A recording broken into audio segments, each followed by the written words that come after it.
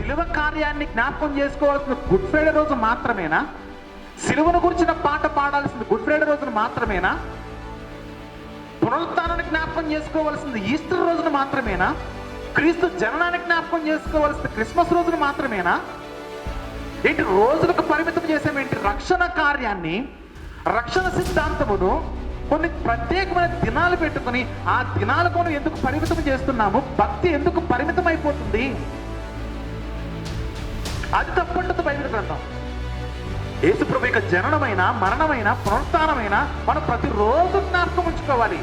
ఆ కారణాన్ని బట్టి మనం ప్రభువుకి, ఆ దేవునికి ప్రతిరోజు కూడా స్తోత్రం చెప్పాలి. ఆ కారణాన్ని బట్టి ప్రభువా నా కొరకు ఈ లోకానికి వచ్చావే, రక్తము కార్చావే, నా కొరకు ప్రాణం పెట్టావే, నన్ను మార్చడానికి ఇంత గొప్ప వాక్యం నాకు ఇచ్చావే అనే ఈ కారణాన్ని బట్టి మనం ప్రతిరోజు దేవుణ్ణి ఆరాధించాలి.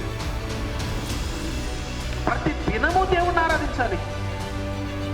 అంటే ఈ రక్షణ సిద్ధాంతం అనేది మనము సంవత్సరంలో గుడ్ ఫ్రైడే రోజున, ఈస్టర్ రోజున, మట్లాదివారం రోజున, క్రిస్మస్ రోజున జ్ఞాపకం చేసుకోవాల్సింది కాదు. నిరంతరం మనకు జ్ఞాపకార్థంగా ఉండాలి ప్రభు మన కొరకు ఎందుకు వచ్చాడు,